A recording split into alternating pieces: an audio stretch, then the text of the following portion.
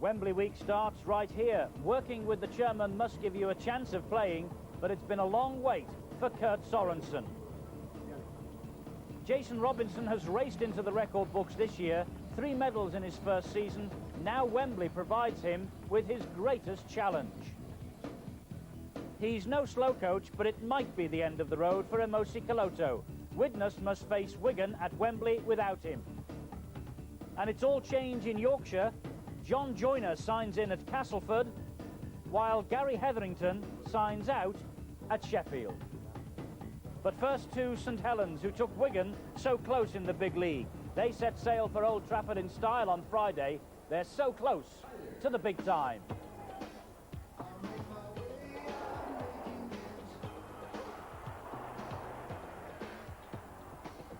This could be the first try.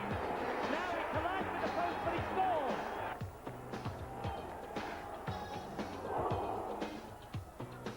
O'Donnell dabs the ball forward. That's good thinking by O'Donnell. Soccer skill.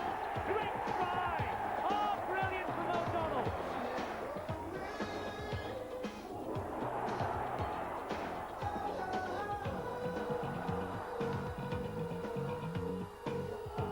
Laughlin on the charge. Try time. Bishop. Harrison. Back to Bailey. To Bishop. Devorty's there. This is back.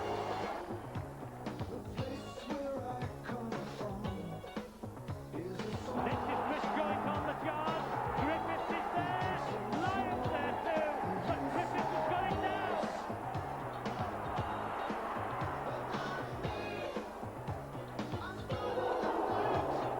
Lyons underneath it. It's dropped over. And that's Devorty.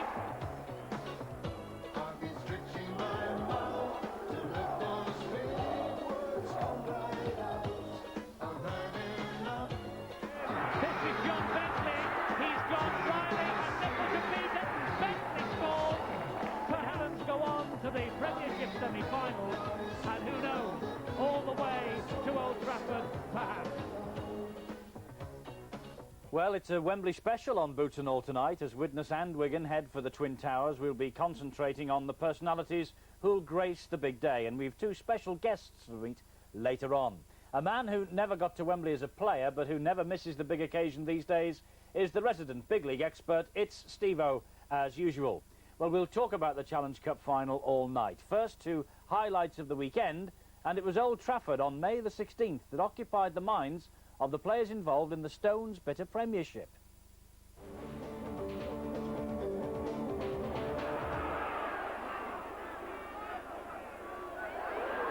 And you can see that our cameramen are having difficulty keeping the lenses clear, but they're picking out this run now from Tony Smith, and Smith's gone all the way. Tony Smith with a try.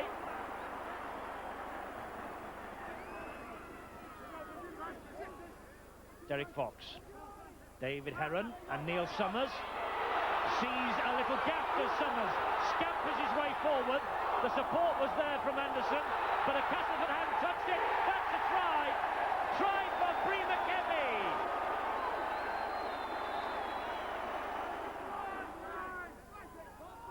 It's now with Ford. Nick Howe is the runner. That's good play, and he's got support from Smith. Smith's done it again. Tony Smith behind the post. That was inventive play from Castleford. Castleford happy to emulate the move that brought Smith's second try, and it nearly came off then. It might do here. Crooks has fed Mike Ford, and Mike Ford's over.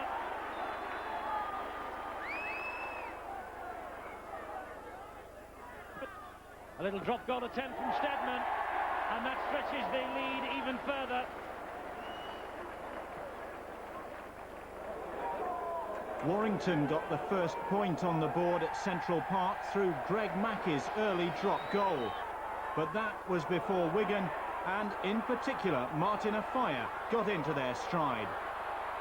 Afire outflanked Mark Forster, then Alan Bateman, and evaded Lee Penny to score. Wigan had been forced to make changes for this game, and it was Martin Crompton who set Dennis Betts away to slide from the grasp of Mackey. Crompton was involved in the next Wigan score. The loop with Edwards, who threw a long ball out to Afire, who this time barged his way over. The hat-trick try was classic Martin Afire, taking off from deep in his own half, slipping clear, and then wrong-footing fullback Lee Penny. It looks as though Afire is running into his very best form just in time for Wembley. A view that was confirmed in the second half when he was there to support Sam Panapa's break to score try number 4.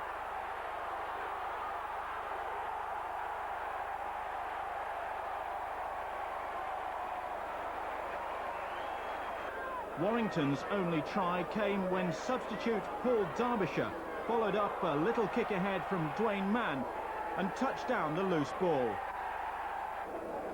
That was the only interruption to Wigan and Martin Afire's progress. Try number 5, 40 points to 5, the final score.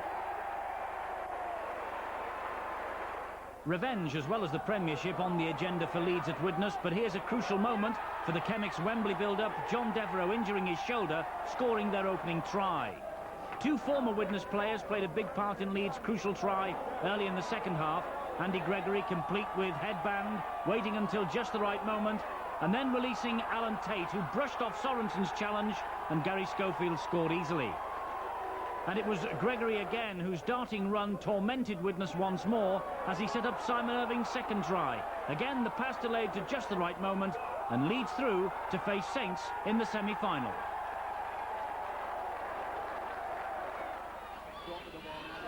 Featherstone reached the divisional Premiership semi-finals with an 8-try display against Rydale York. Martin Pearson getting the first of them. But Rydale weren't overwhelmed. They stayed in touch in the first half with Gary Atkins crashing over. But Featherstone always had the upper hand. It was powerful running from Ian Smales which increased their lead. And then came an opportunist score from Paul Newlove. He charged the kick down and then swept through the cover to reach the line. Newlove was back again a few minutes later, this time taking a pass from Francis Maloney and outpacing Paul White to score. Rydale wilted under the pressure. Roger Simpson scored his 100th try of his career, and Martin Pearson completed his hat-trick when he was awarded a penalty try for obstruction.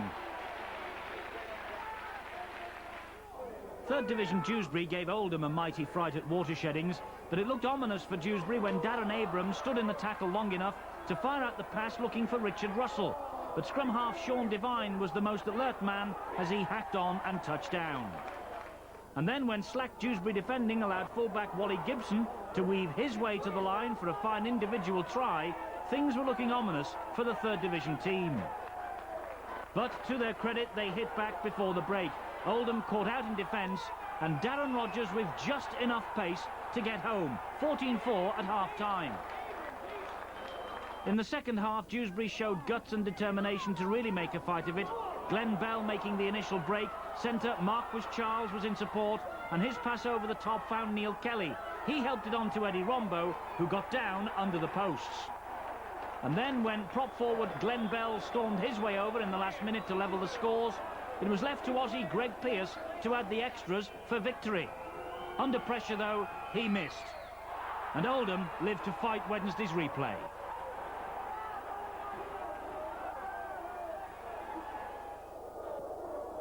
Workington upset the form book at Huddersfield. Prop James Pickles charging to the line despite 4 tacklers, and Dean Marwood was there to snatch the loose ball to give Workington the lead.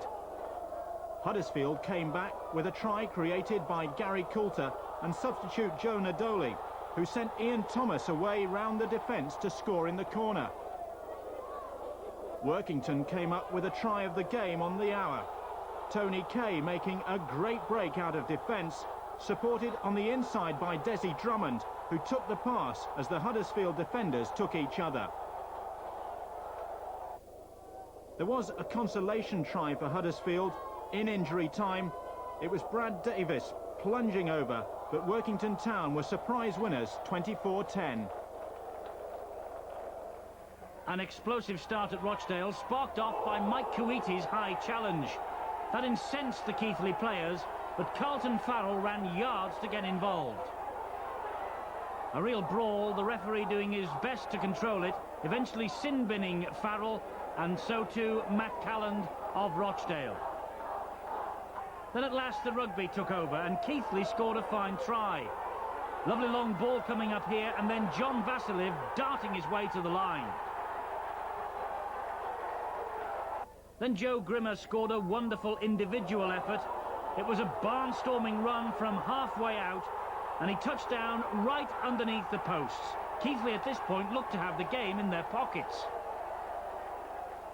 But back came Rochdale. Brett Clark's pass to Kuwaiti, and Cavill Hugh timing his pass to perfection to Matt Calland. Out of the sin bin now, and he scored another brilliant try.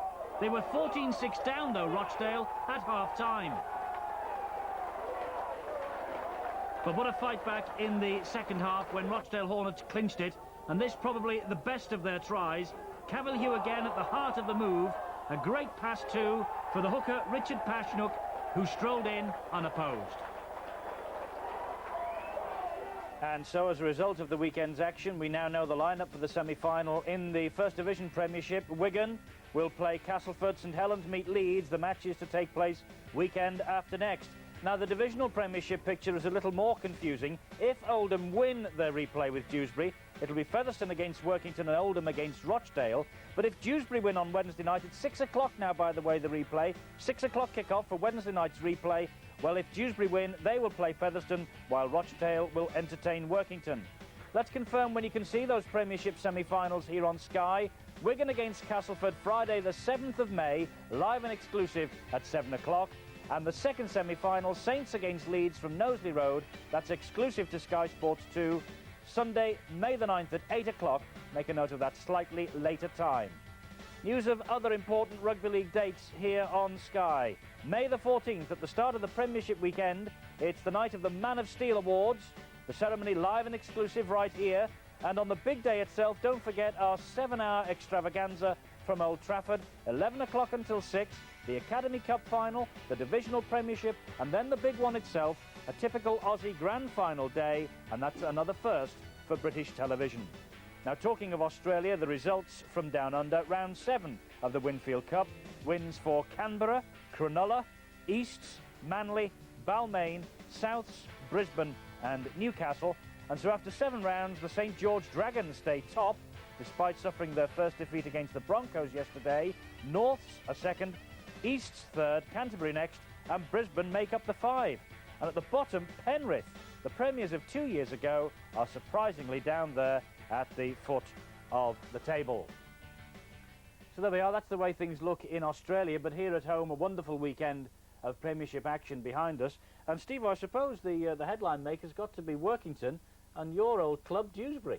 Yeah, they played with a lot of pride, and they really fought back in that second half, but you've got to feel sorry for Greg Pearce. I mean, to do the Don Fox issue, it must have really broke his heart. Well, it must have done. I mean, it is Wembley week, so people will say Don Fox, obviously. Well, it's always got to think that way, but you've got to feel for the lad. But there's some great performances. St Helens still have a few problems in defence. Leeds, Headingley retirement. Can they get some silverware this year? You never know. So, great lineup, though, for the semis. And Martin Affire's running a bit hot, which is bad news for Widnes for Saturday. Yes, I think Wigan must start favourites, but if Jonathan Davis really gets into the swing of things, he's the key man in my opinion. All right, well, we'll be talking obviously about Wembley as this evening progresses. But coming next, we meet the oldest player who will run out at Wembley on Saturday, and 2 of the youngest. Kurt Sorensen brings down the curtain on his career beneath the Twin Towers, while teenagers Jason Robinson and Andrew Farrell will, like Kurt, be sampling the Wembley atmosphere for the very first time. The young and the old of it then, after these.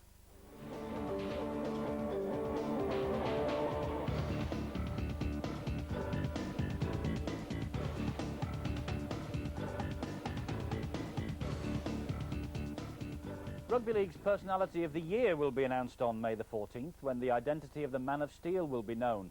And for the first time on British television, you'll be able to see the occasion live right here on Sky Sports.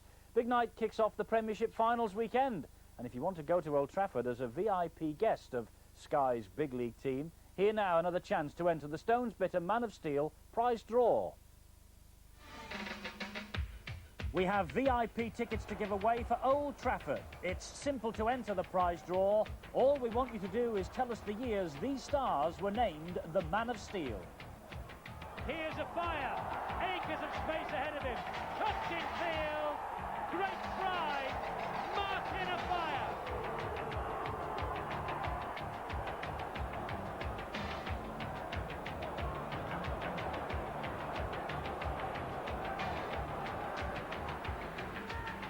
Schofield went to go blind. Came inside instead on the last tackle. Goulding still going. Schofield crowns a great night.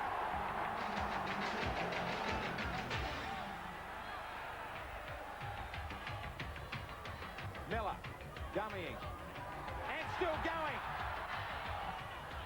So do you know the years these stars were named Man of Steel? If so, you could be on your way to Old Trafford and 20 runners-up will get a Stones Bitter Championship T-shirt. Entries on a postcard with number, name and date on one side, your name and address on the other, should be sent to Man of Steel Prize Draw, Sky Sports, P.O. Box 6, Isleworth, Middlesex, TW7 5QQ. We should receive your cards by May the 7th. The winner will be announced on Boots and All on May the 10th. And the full conditions of entry are available on Skytext, page 175. Well, now, the names of the nominees in the other categories in the Man of Steel night have been announced today, and New Zealanders are dominating the scene this year. In the First Division Player of the Year poll, the contenders are Andy Platt, Phil Clark and Tia Rapati of St Helens. Huddersfield's Neil Flanagan is in line for the Second Division award, along with the Featherstone duo of Paul Newlove and Brendan Tudor. In Division 3, Whitehaven's Clayton Friend, Brad Heapy of Workington and Martin Wood of Keighley are the nominees. Either Chris Joint of St Helens, Jason Robinson Wigan and Nigel Wright of Wakefield will be named Young Player of the Year. And the Coach of the Year will come from Peter Fox of Bradford, Mike McLennan of Saints or John Money of Wigan, who's won the award for the past 3 years. Referee of the Year now, it lies between John Connolly of Wigan, John Holsworth of Kippax or Russell Smith of Castleford, who is the Wembley referee. Steve, one or two thoughts from you on that list, perhaps? Well, yes, the Man of Steel itself, the rules state personality. Now, does that mean that it can be given to someone that's not a player? If that's the case, then I'll throw my 2 bobs worth in for John Money. You think they might take the risk and... Well, if they do that, I think that they could go for John Money. He's had a tremendous impact on our game over in this country. And if you're going to go for a player, then I've got to go for Frano Bottica. Just ahead of Tia Rapati. So that means that if Bottica gets it, Tia Rapati will be Division 1 player. Mm-hmm. You'll upset a lot of people with that because, of course, everyone thinks we're Wigan and Wigan. Is that Wigan. new? Is that new? Look, No, they're the champion side. They've been winning all the things. But I think that in the Second Division, I think Paul Newlove. The Third Division, I think the Keighley lad Martin Wood. And I think they'll go for Chris Joint as the young up-and-comer. But it's going to be close between him and Robinson. The referee, I'll leave that to you, Eddie. Well, one man who I don't say a word, who might well figure in the voting for the Man of Steel award itself, depending on his performance on Saturday, is the Widnes forward Kurt Sorensen. After a long wait, Kurt is Wembley bound, a fitting place to end his illustrious career.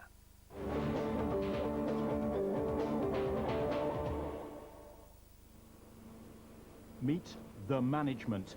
With nightclub co-owners like these two, who needs bouncers? Kurt Sorensen and his Widnes Club chairman Jim Mills run the top of the town with partner Sammy Evans. And it'll be the venue for some serious celebrating if Widnes do win at Wembley on Saturday. 36-year-old Kurt has been in the nightclub business for 5 years.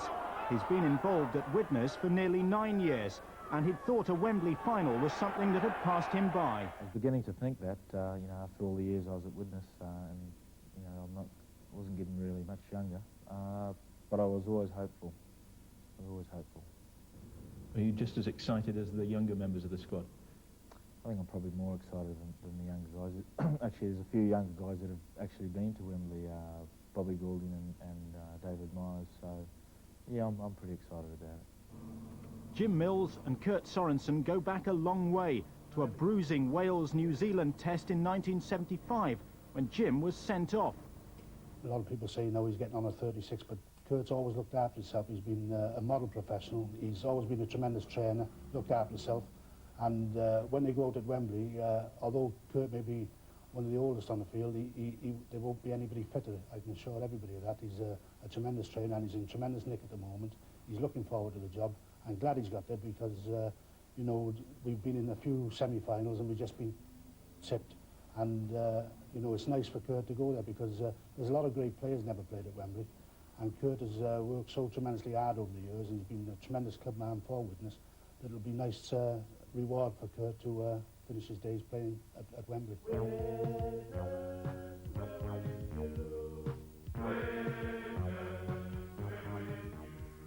In true Cup final tradition, Widnes have recorded their own song to mark their Wembley appearance. It could be a swan song for Kurt Sorensen, who's planning to retire at the end of the season, and he hopes to go out on a high note by upsetting the odds and defeating Wigan. I'm sure that Wigan will be the favourites and, you know, will be underdogs, but we've sort of been used to that in the last couple of years, so I'm sure that'll spur us on as well. Do you think that will actually work to your advantage? Yeah, I think it will. You know, we've had a lot of things going on at Widnes this year that, you know, that have been going against us, and you know, it just seems to be the more adversity there is, you know, the stronger that we've got, and I'm sure this is going to be another thing that's going to pull us together. Well, Widnes might have a chance at Wembley, but I don't think they're going to make top of the pops. From the oldest man at Wembley to two youngsters who will grace the big day, Jason Robinson and Andy Farrell have made a big impact on Wigan's season. Robinson has been virtually ever present since making his debut in September, while Farrell's youthful power has boosted the Riversiders on the run into the title. Now the dynamic duo are preparing for Wembley, but in very different ways.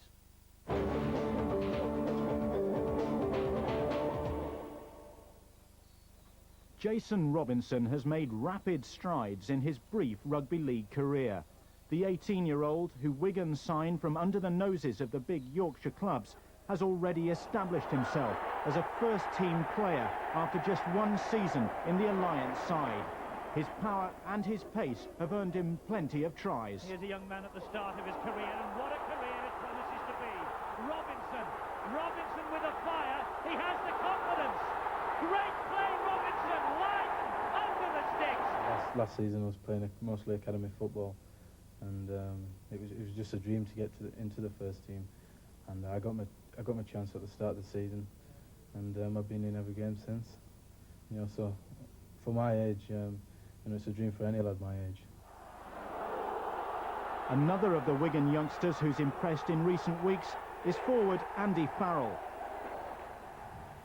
The 17-year-old intends to keep his feet firmly on the ground by learning his trade as a joiner with Wigan Council. I've got an apprenticeship at the moment, and I'm in my second year of the apprenticeship, and I've only 1 year left then, so I might as well carry on what I'm doing, and if the rugby does come off, I can always go back to this at the end of it, so I've always got something at the back of me besides the rugby. Jason Robinson will probably relax this week in the jacuzzi at the Wigan Hotel, where he works out. He and Andy Farrell have more steps to climb on the ladder of success, and both realise they're fortunate to be members of a Wembley squad. I know it's going to be a tremendous feeling. Last year I was playing in the academy, 100 crowd. It was a big step up to come in the first team. I played, you know, with 15,000 fans plus, so it's just been another step up for me. Andy Platt and Lancet Dennis Spets, they've done everything, and just for being the same side as them is just a great honour for me, really. And just to play alongside of them is like winning a cup to me. Well, the excitement's building towards 2:30 at Wembley on Saturday already, isn't it? We've met the men who will be part of the big day. Coming next, we meet someone who will have to watch from the stands, and who knows, perhaps he has come to the end of his playing days altogether. The big Tongan Emosi Kaloto on his greatest dilemma, to play or not to play, comes next.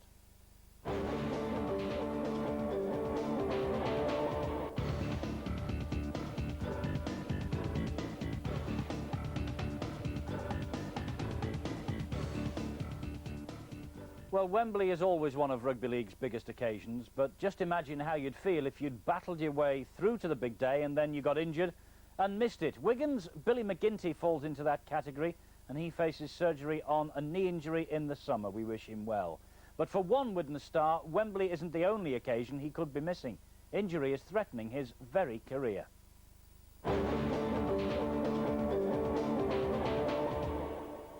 Emosi Koloto's memorabilia cabinet shows the illustrious career the Tongan second rower has had, and yet now a second slipped disc in his neck, putting pressure on his nervous cord after an operation on the first, has meant that he may have to give up the game for good. The spinal cord.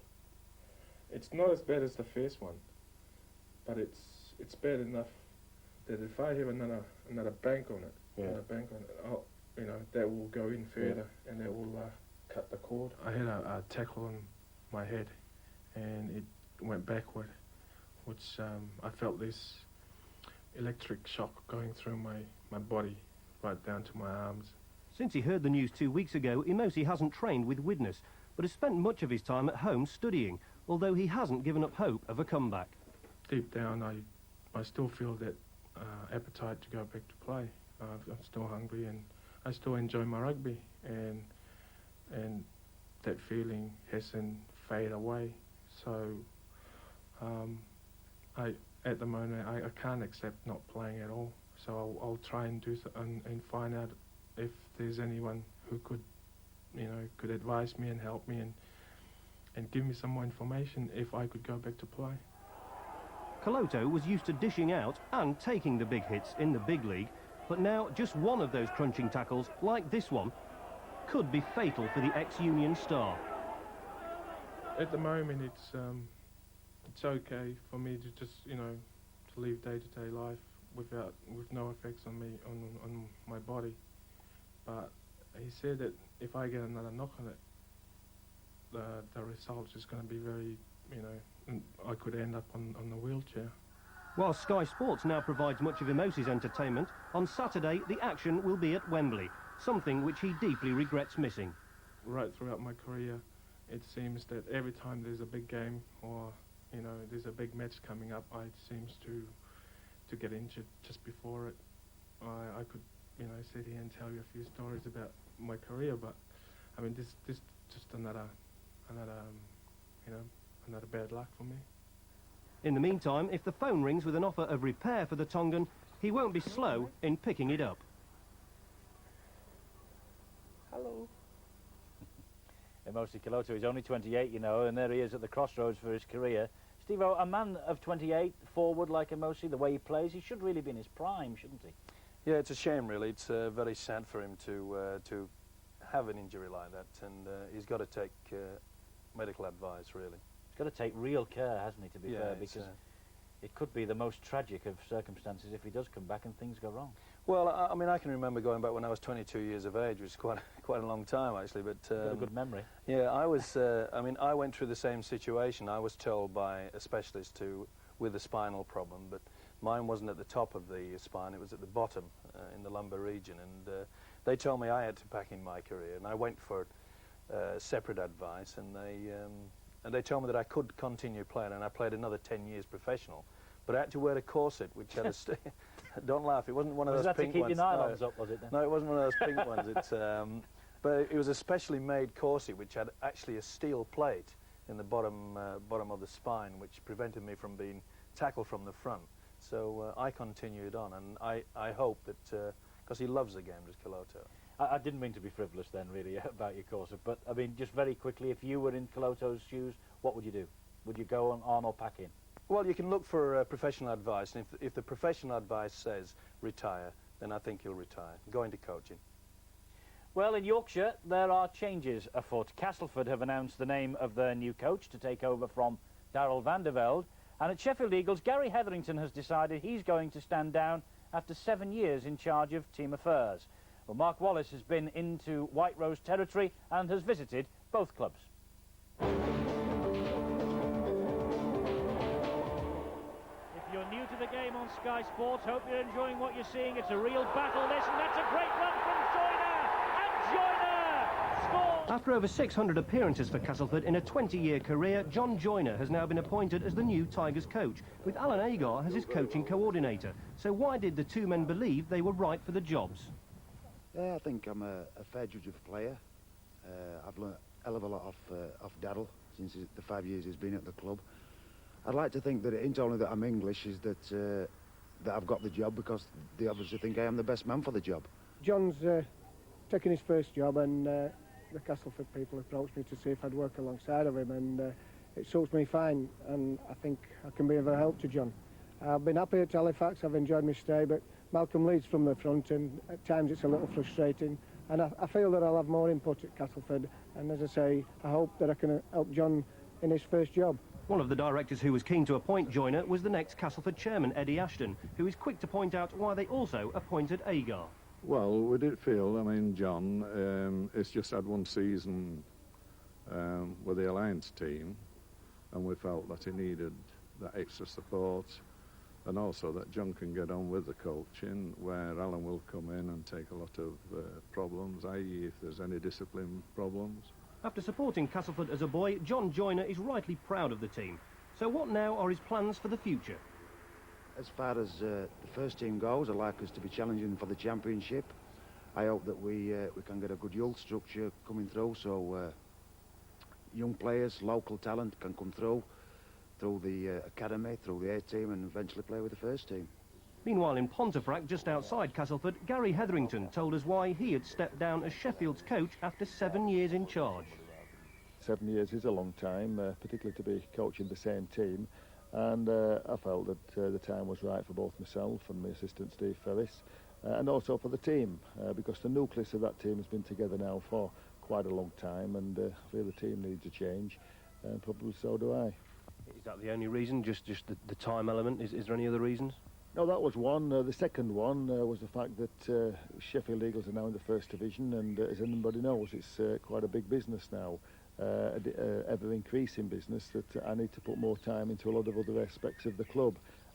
First Division coaching probably takes between 25 and 30 hours a week, and when you consider that you've got a lot more things to do, particularly I have at Sheffield, then I need to devote time to other things.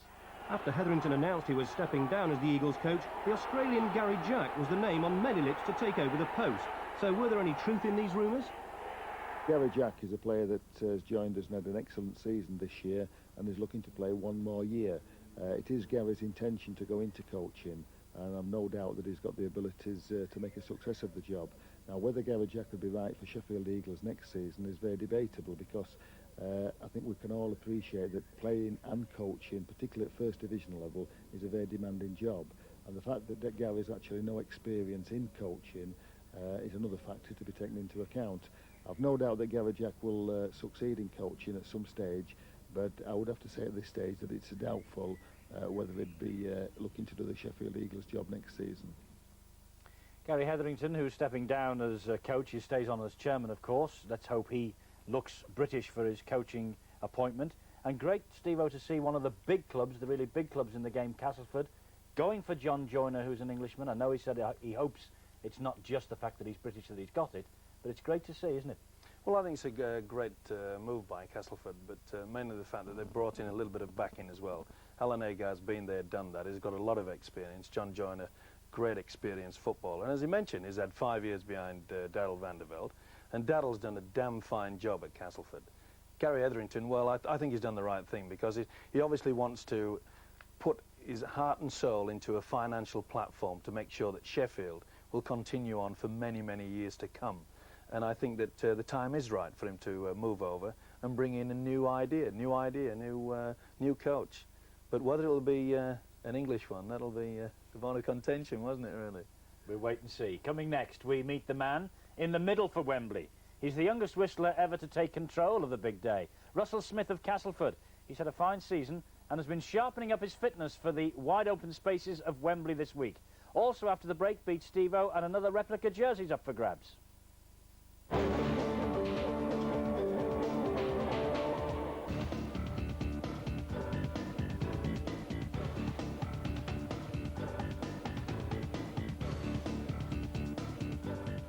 Russell Smith's here shortly, but first, this week's opportunity for you to beat Steve-O.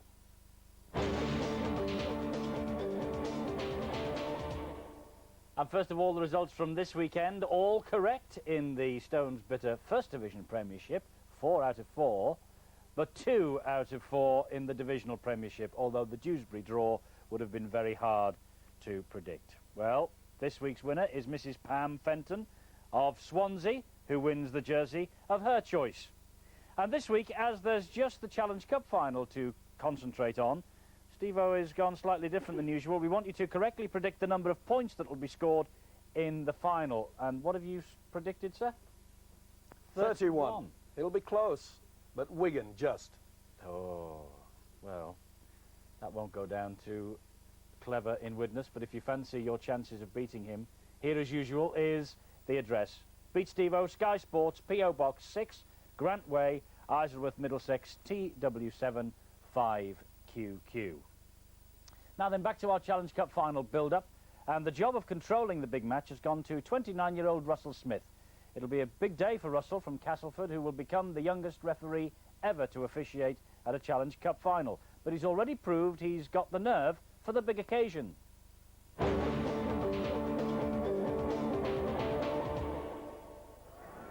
Russell Smith is no stranger to the big games, despite being in only his second season as a first-grade official. He refereed Widnes versus Wigan at Norton Park earlier this season, and Dean Bell was left in no doubt about the young Castleford officials' determination to play it by the rules. Now Russell is preparing for the biggest game of his life, with some extra training near his Yorkshire home.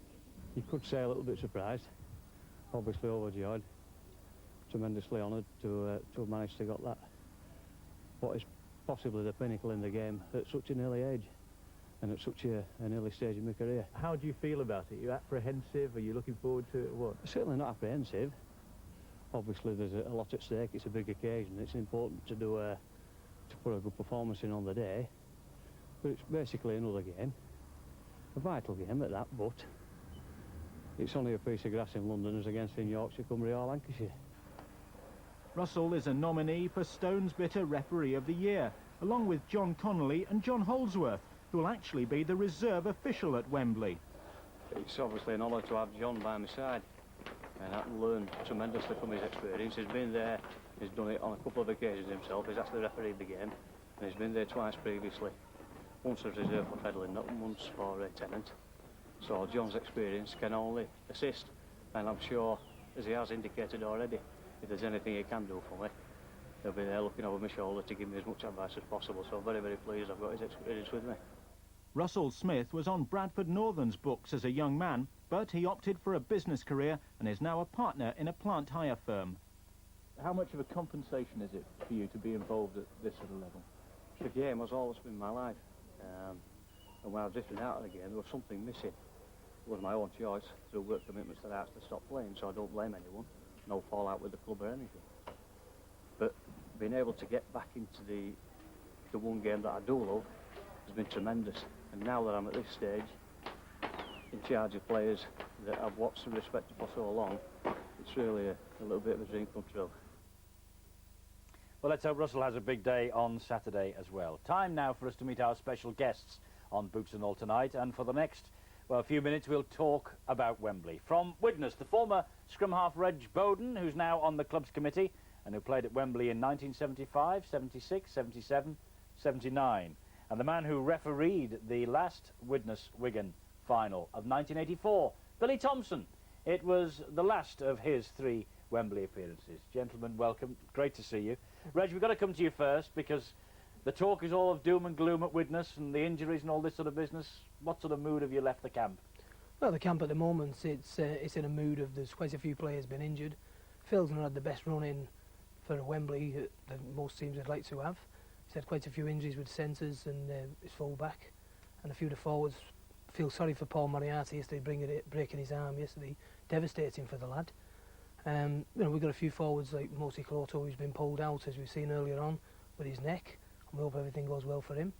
We've got a few forwards with a few injuries, but having listened to Steve-O with his courses, I'm sure if we take that down to Wembley with I knew you'd bring it up somewhere down there. I'm sure that we'll be able to pull a few of them on the park with us. In fact, I've lost a bet, Reg. I thought it'd be Billy. Now, Billy, Russell Smith, youngest man, eh? You must have been the oldest at Wembley. Yeah, exactly. It's the only one who come out. Well, he's one of 2 dicky players as Reg at Wigan. It's a dicky record, if I may add. Are you not impressed with... Oh, play that in the Wigan dressing room next Saturday, they won't come out.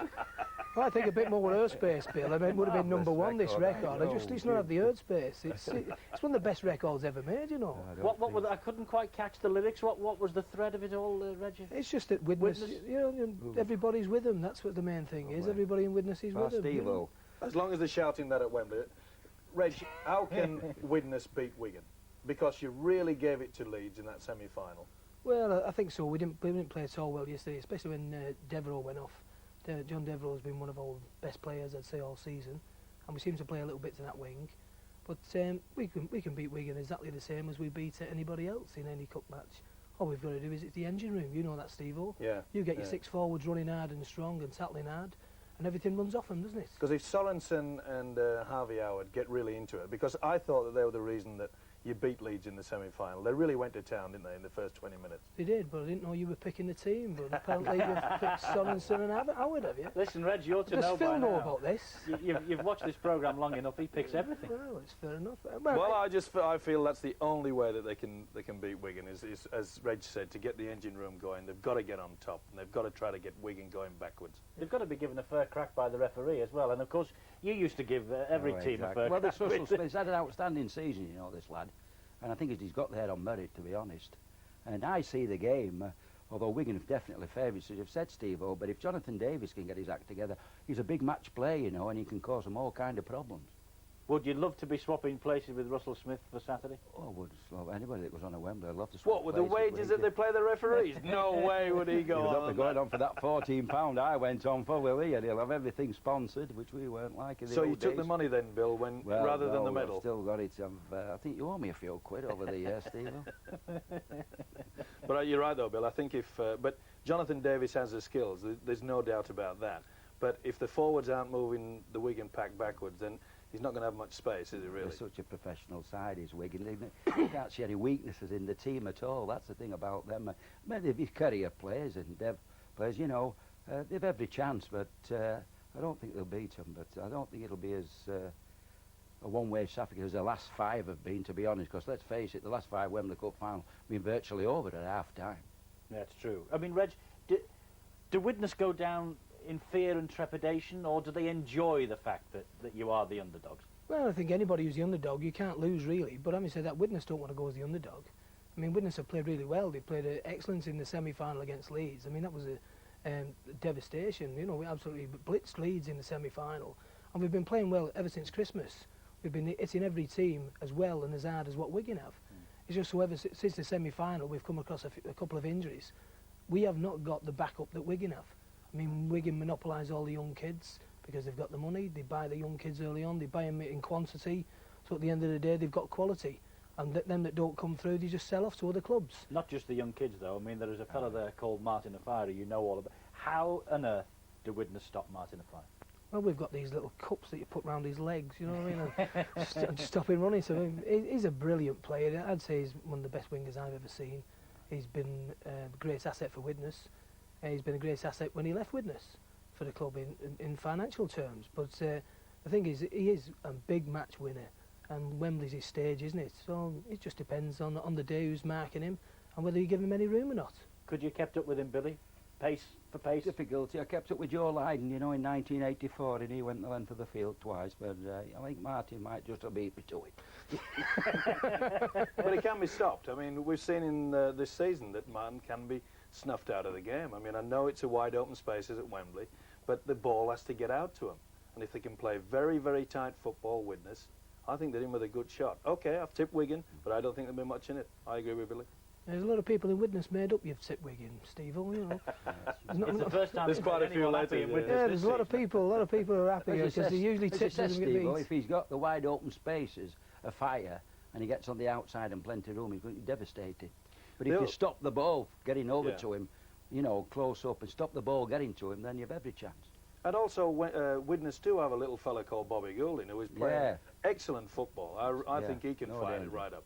Very good. Well, obviously the debate will run and run. It will go on and on, this all the way to 2:30 on Saturday. Thanks to Billy and Reg for being with us.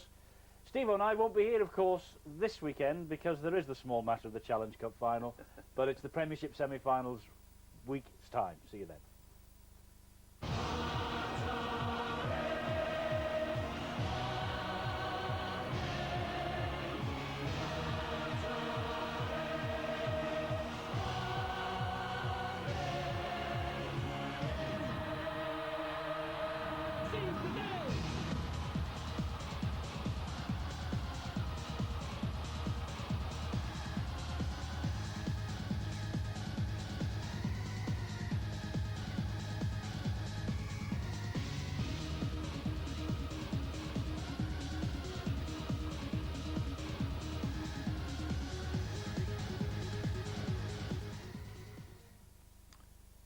Crossword, eh? Good for the brain, this.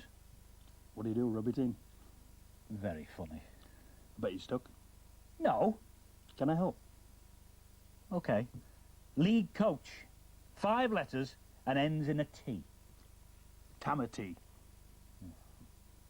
Goal kicker starts with a B and ends in a K. Botica. You get worse. How many letters is that? Oh.